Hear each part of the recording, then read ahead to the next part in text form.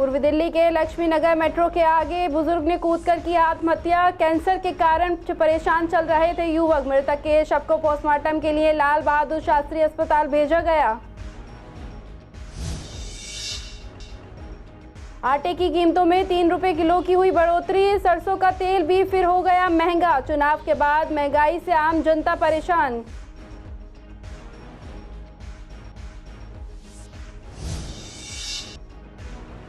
शादरा में चला प्रशासन का बुलडोजर। फुटपाथ और रोड से हटाया गया अवैध अतिक्रमण। लाइसेंसिंग इंस्पेक्टर को दिए गए सख्त निर्देश।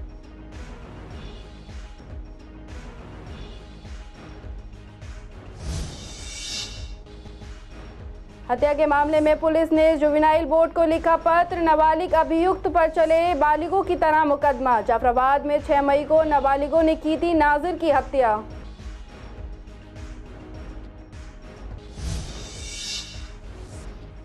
वजीराबाद इलाके में कुर्बानी के बकरे हुए चोरी। बकरों की कीमत बताई जा रही है लाखों की। सीसीटीवी की मदद से पुलिस कर रही है मामले की जांच।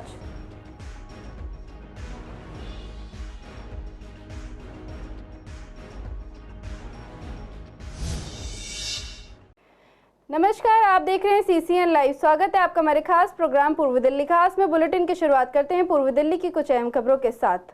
पूर्वी दिल्ली के लक्ष्मी नगर मेट्रो स्टेशन पर 55 साल के बुजुर्ग दिनेश सिंह ने मेट्रो के सामने कूदकर अपनी जान दे दी। बताया जा रहा है कि दिनेश सिंह को कैंसर था और वे कई महीनों से डिप्रेशन में चल रहे थे।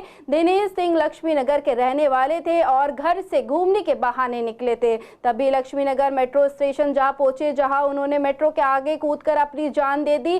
फिलहाल यमुना डिपो थाने ने शव को कब्जे में लेकर पास के लाल बहादुर शास्त्री अस्पताल में पोस्टमार्टम के लिए भेज दिया है।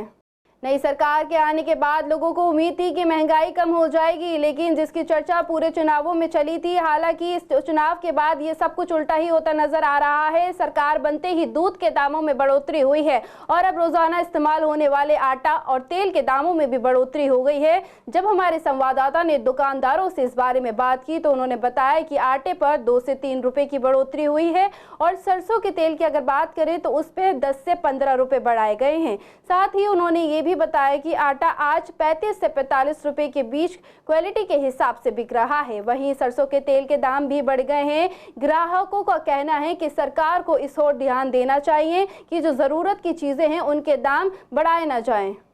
दालें तेज हैं, सरसों का तेल तेज है, रिफाइंड मंदा है और तुम्हारा आटा जो है आटा भी तेज है। तकरीबन जो है 10 रुपये लीटर के हिसाब से तेलों में तेज है। देसी घी का तेज है। देसी घी में 50 रुपये किलो बढ़ा है।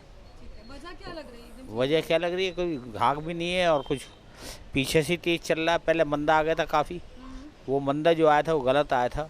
अब जो तेज आया वो भी गलत आया। ना मंदे में घाक था ना तेजी में घाक है। खाली आ ही नहीं रहा। भाव पूछ के चला जाता है। वो सोचता है और मंदा आएगा तो इस मारे नहीं ली, अब तेज हो गए तो हो सकता है और मंदा आ जाएगा। 120 रुपये की बोतल थी पहले 1 किलो की और अब 130 रुपये की हो गई। 10 रुपये किलो से 15 किलो पर 150 रुपये का फायदा। मतलब 2 रुपये 3 रुपये किलो रेट बढ़े हैं आटे के और बाकी तो क्वालिटी बहुत हैं। क्या रेट चल रहा है? कम से कम 32 34 रुपये और बढ़िया 45 तक है। 34 से लेकर 45 तक 30 रुपये 28 रुपये 30 रुपये। गेहूँ की सप्लाई भी कम होती है और क्वालिटी का भी फर्क होता है। हाँ, जो ये हरियाणा की गेहूँ है उसका भाव इस टाइम 34 रुपये है। पहले 30-32 रुपये था। 2-3 रुपये किलो बढ़ा है। मतलब वही 2-3 रुपये किलो बढ़ा है और ये चलता रहता है ऊपर नीचे, ऐसा नहीं है। कुछ ही प्रोडक्शन के ऊपर भी, डिमांड के ऊपर भी रहती है चीज़ें, ऐसा नहीं है। बाकी अब सारी नई गेहूँ आई है। अभी ये अप्रैल में फसल वगैरह कटी है तो अब हो सकता है सब्सिडी घटी बढ़ी है, क्या है इसकी नॉलेज इतनी नहीं है मेरे को भी, पर उसका असर धीरे धीरे अब देखो सरकार बैठी है, नहीं क्या चेंजिंग आती है, क्या होता है जनता के हित के लिए। अब नए फैसले होंगे नए कार्य में। आज का गेहूँ के ऊपर है। हरियाणा, राजस्थान, MP तीनों के अलग अलग रेट है, अलग अलग गेहूँ है। हरियाणा के तो आटे ऐसी हैं जी 32, 33, 34 से स्टार्ट है अपना। राजस्थान 35, 36, MP 40, 45, 50 तक चले जाते हैं। सभी वैरायटी का आटा आप रखते हैं अपने पास में? हाँ, सभी बिकते भी हैं बाजार में और डिमांड भी रहती है कस्टमरों की। ये मांग डिमांड करके MP का चाहिए, राजस्थान का खाना है, एमपी की शरबती गेहूँ होती है, ज़रा आटा मुलायम रोटी आती है, ज़रा ज़्यादा डिमांड में रहता है एमपी का आटा। एमपी वगैरह होता है, पैकेट वाले होते हैं, लेकिन 1 रुपये से 2 रुपये किलो का रेट बढ़ा है, बहुत ज़्यादा रेट नहीं बढ़ा है। तो इससे फर्क पड़ता है? हाँ, डेफिनेटली रेट का फर्क पड़ने से हर एक की पॉकेट पे फ़र्क आएगा। नहीं, सभी ब्रांड में जब भी रेट बढ़ता है तो 1 से 2 रुपये किलो किसी में भी बढ़ेगा तो रेट सब में बढ़ेगा, क्योंकि पीछे से गेहूँ का रेट बढ़ता है वो। इसमें कोई पैकेट वाला पर्सनली अपना रेट नहीं बढ़ाता।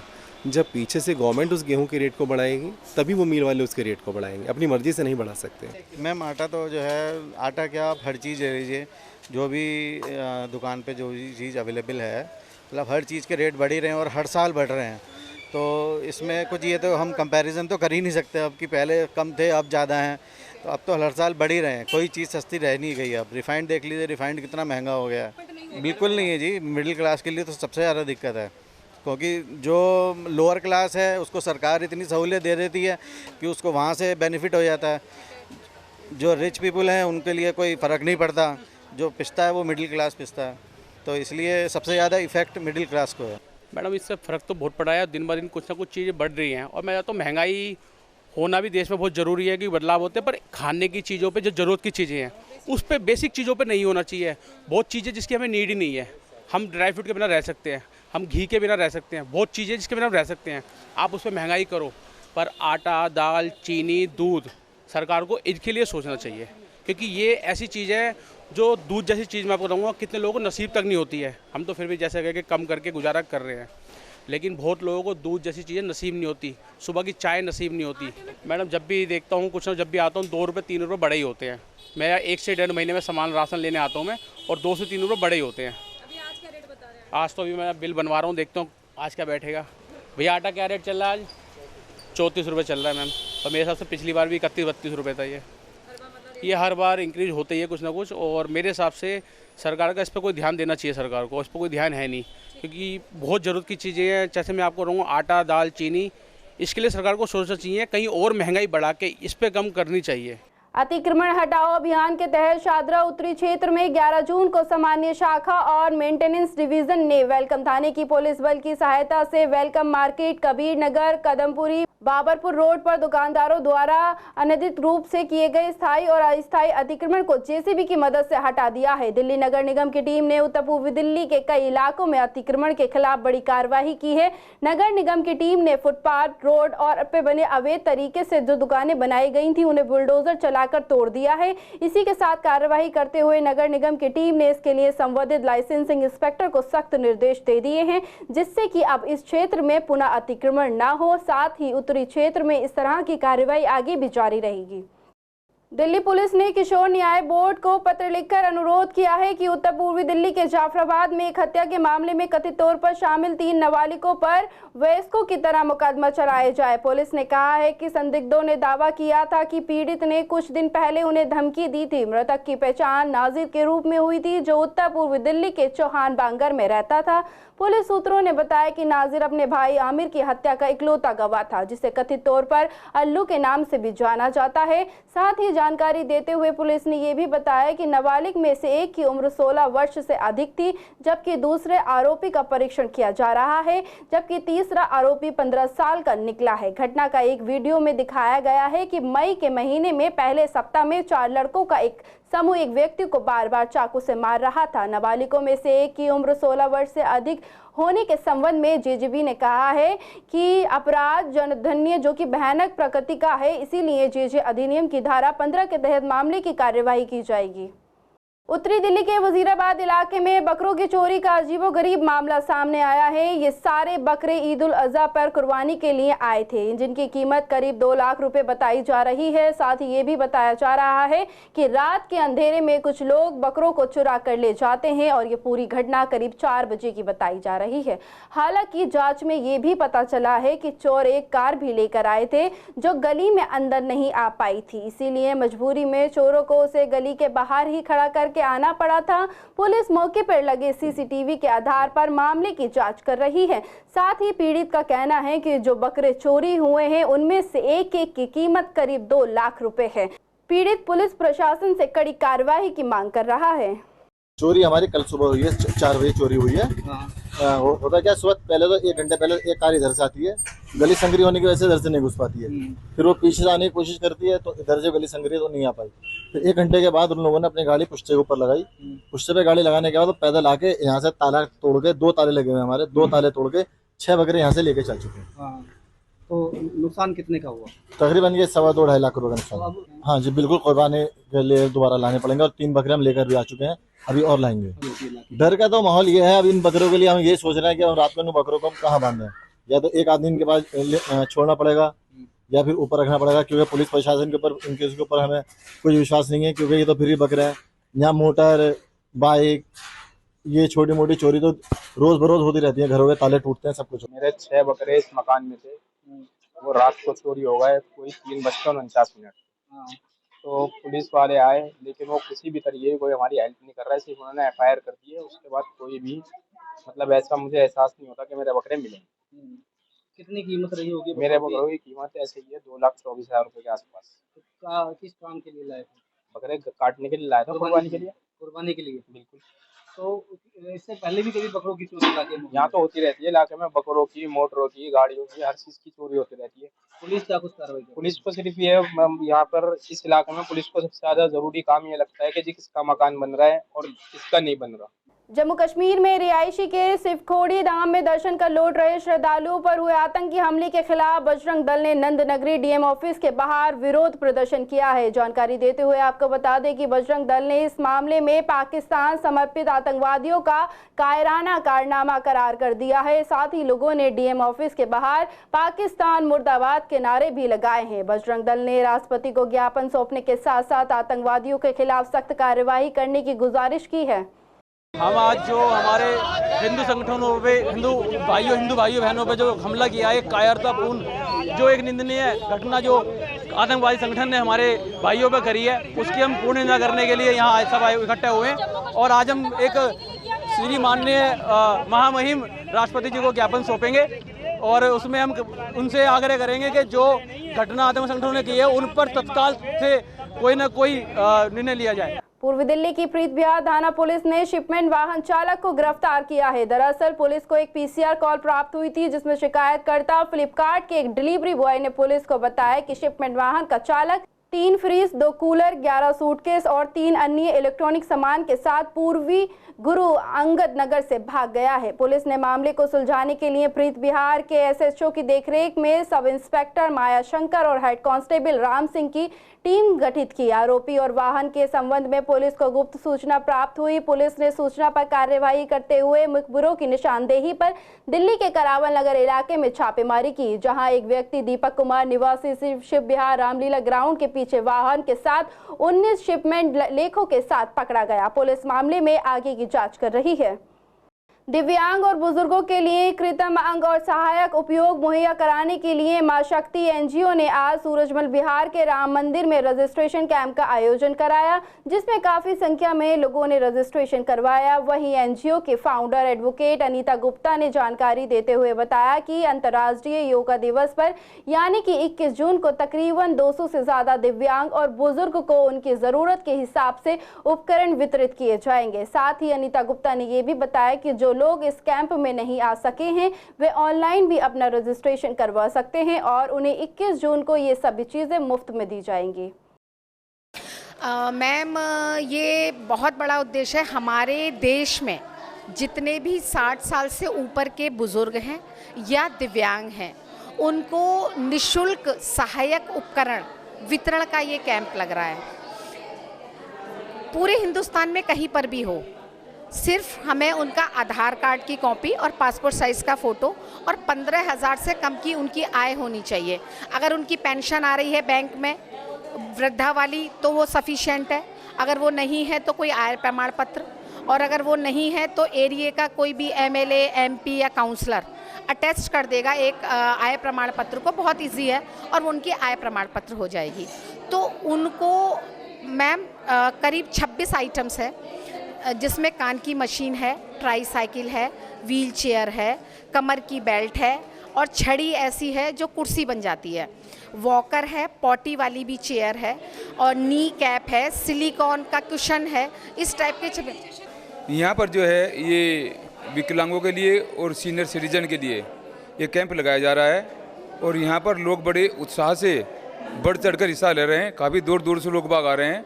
हम चाहते हैं कि इस तरह के कैंप पूरे हिंदुस्तान में जगह जगह लगाई जाए और यहाँ पर जो है व्हील चेयर, वॉकर, जबड़ा, कान की मशीन, बाकी बहुत से आइटम है, 26 आइटम है जो कि हम बुजुर्गों को और दिव्यांगों को दे रहे हैं। मैं ये सोच रहा जी, एक तो मुझे पैर मिल जाए और एक व्हील चेयर का घूमने के लिए कोई वैसे व्यवस्था मिल जाए। हाँ, मैडम से मिला, ये मैडम है ना, इनसे मिला, काजल मैडम से मिला, इनके थ्रू आए हम।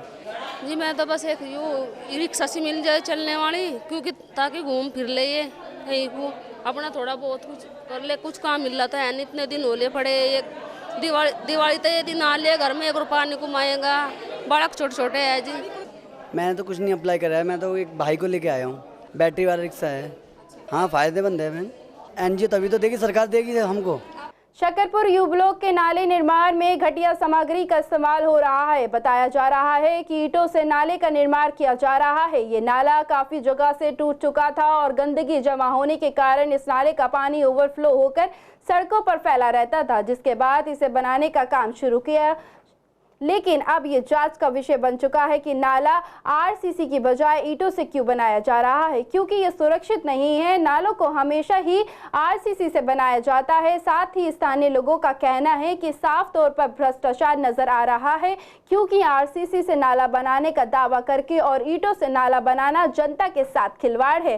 साथ ही विकास मार्ग पर सौंदर्यीकरण के नाम पर दुकानदारों को परेशान किया जा रहा है।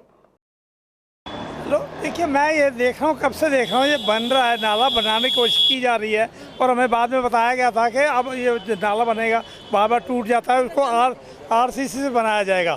लेकिन मैं फिर भी देख रहा हूँ कि अभी ईंटों से ही बन रहा है, वो अभी फिर टूट जाएगा, फिर बनेगा, फिर टूट जाएगा, फिर बनेगा। तो इसका फ़ायदा क्या है? क्यों ऐसा पैसा बर्बाद किया जा रहा है? और आप अगर यहाँ देखें तो कितनी भीड़ है। ये अभी तक नाले के बाहर जो गंदगी निकाली गई उसको भी नहीं उठाया जाता है और इससे सारे लोगों को परेशानी हो रही है। दुकानों वाले सब बोलते हैं कि इतनी परेशानी, कुछ कहने की नहीं है। बार बार यही बात होती है, फिर तोड़ो फिर बनाओ, फिर तोड़ो फिर बनाओ। अभी देख रहा हूँ तो ईंटों से बना, ये फिर टूटेगा, तो इसका क्या फ़ायदा? जब आरसीसी से खुद ही कहा था। नहीं, बहुत अभी हमें कोई ऐसा लगता नहीं है, ये खाली पैसा ही है, बर्बाद करने की बात है। आप देखो कि ये विकास मार्ग है, विकास मार्ग का कैसा विकास हो रखा है और यहाँ पे लोग दुकानदार करोड़ों की दुकान लेके बैठे हुए हैं, पर कस्टमर नहीं होते क्योंकि सड़क तोड़ देते हैं, कभी नाले बनाए देते हैं। गंदगियाँ देखो आप कितना है, यहाँ आपके सामने तोड़ा ताड़ी हो रखी है, बंदा चल भी नहीं पा रहा है, गाड़ियाँ निकल नहीं पा रही हैं सर्विस लाइन में। कितना गंदा विकास मार्ग का हाल हो रखा है। आने लोग ये तो 5-7 साल चल रही है, तोड़ देते बनाए देते हैं, तोड़ देते बनाते हैं, ये तमाशा ही है। बिल्कुल विकास मार्ग का बहुत बुरा हाल हो रखा है और समस्या हल नहीं होती यहाँ की। यहाँ को सरकार को देखना चाहिए कि क्या हो रहा है क्या नहीं हो रहा है, और खासकर विकास मार्ग का आप देख ही रहे हो, आप यहाँ पे आ रखे हो, कितना बुरा हाल है। बंदा निकल नहीं पा रहा है, गंदगी कितनी है, साफ़ सफाई होनी चाहिए। जो दुकानदार लोग हैं इतने परेशान हो रखे हैं, क्या काम करेंगे, क्या कस्टमर आएंगे, और हर दुकान पे कस्टमर नहीं है यहाँ पर। यहाँ जो ब्यूटिशियन का कार्य चल रहा है 5 साल से, ये एक तमाशा बन गया है। इतनी देर में तो ताजमहल बन गया था, तो इनसे 2 नाले नहीं बन पा रहे। तो कृपया इसको ठीक से बनवाइए। समस्या होती है लोगों को, बहुत समस्या है। कुछ लोग गिर भी जाते हैं, बच्चे हैं छोटे छोटे, और बहुत चोट भी लगी है लोगों को, और इसको जल्दी से जल्दी किया जाए तो। उत्तर पूर्वी दिल्ली में ईद के अवसर को लेकर अमन कमेटी और धार्मिक गुरुओं में बैठक हुई, जिसमें पुलिस प्रशासन ने भी हिस्सा लिया। इस दौरान बैठक में कानून व्यवस्था को बेहतर बनाने के लिए भी चर्चा हुई। पुलिस ने भाईचारे के साथ ईद का त्यौहार मनाने की अपील की। ईद के त्यौहार को लेकर डीसीपी डॉक्टर जॉय तिर्की ने कहा है कि ईद पर सभी को मिलजुल कर शांति से त्यौहार मनाना चाहिए, और उन्होंने आगे ये भी कहा है कि ईद पर पशुओं की कुर्बानी की जाती है, जिसे सामाजिक स्थान और खुले में ना करें। ऐसा कोई काम न करें जिससे धार्मिक भावना को ठेस लगे। उन्होंने कहा है कि अपने घर और निगम द्वारा चिन्हित स्थानों पर ही कुर्बानी करें और पशुओं की अवशेषों को खुले में ना फेंकें। साथ ही घरों के आसपास सफाई का विशेष ध्यान रखें। अपने त्योहार के साथ दूसरे धर्म के लोगों के लिए भी भावना का ख्याल रखें। राजधानी दिल्ली के एहवास अस्पताल में बम कॉल मिलने से हड़कंप मच गया। कॉल की सूचना मिलते ही फायर ब्रिगेड, डॉग स्क्वाड और बम डिस्पोजल स्क्वाड की टीम मौके पर पहुंची और अस्पताल से मिली सूचना की छानबीन की, जिसमें टीम जांच कर रही थी कि आखिर वहां पे कुछ था या नहीं था। साथ ही आपको ये भी बता दें कि सूचना सुबह करीब 10 बजे अस्पताल प्रशासन को मिली थी, जिसके बाद अस्पताल प्रशासन ने पुलिस को सूचना दी। इस दौरान तमाम विभाग अस्पताल पहुंचकर अपनी जांच प्रक्रियाओं में जुट गए, जिसमें बम की कॉल की सूचना की कोई पुष्टि नहीं हो पाई। फिलहाल शादरा की साइबर टीम इस पर कार्यवाही कर रही है। नॉर्थ ईस्ट दिल्ली के जाफराबाद थाना अंतर्गत इलाके में एक सीनियर सिटीजन महिला के घर में डकैती करते वक्त उसकी हत्या करने के सनसनीखेज मामले की गुत्थी को क्राइम ब्रांच ने सुलझा लिया है। क्राइम ब्रांच की टीम ने इस मामले में जराजुन शर्मा नाम के एक लुटेरे को गिरफ्तार किया है, जिसने बुजुर्ग महिला की हत्या की थी। रॉबरी की ये घटना 14 मई की है, जिसके 4 दिन बाद ही गंभीर रूप से घायल बुजुर्ग महिला की इलाज के दौरान मौत हो गई थी। क्राइम ब्रांच के डीसीपी अमित गोयल के मुताबिक शिकायतकर्ता ने बताया था कि 14 मई करीब 2024 की सुबह उसने अपनी मां को ग्राउंड फ्लोर के कमरे में बेहोशी की हालत में फर्श पर पड़ा हुआ पाया और उसके सिर से खून बह रहा था। जब उसने जांच की तो पता चला कि मां की सोने की बालियां गायब थी, उनका मोबाइल फोन, स्मार्ट घड़ी, नकदी और ज्वेलरी आदि से भरा पर्स भी गायब था। इसके बाद मां को घायल अवस्था में जीटीबी अस्पताल में भर्ती कराया गया। आरोपी के पास से लूटे गए सामान 2 सिल्वर कलर की पायल, 4 गोल्डन कलर की चूड़ियां, एक स्मार्ट घड़ी, एक मोबाइल फोन के साथ साथ घर तोड़ने के 3 ट्रायल्स और अपराध को अंजाम देने में इस्तेमाल की गई एक मोटरसाइकिल बरामद की गई है। आरोपी की गिरफ्तारी के बाद पुलिस ने जाफराबाद थाने में दर्ज 3 अलग अलग मामलों को सुलझाने का दावा किया है। मामले में गिरफ्तार आरोपी राहुल शर्मा शादीशुदा है और एक कंस्ट्रक्शन साइट पर गार्ड के रूप में काम करता है। फिलहाल पूर्वी दिल्ली खास में सिर्फ इतना ही। बाकी खबरों के लिए बने रहिए CCN लाइव पर। नमस्कार।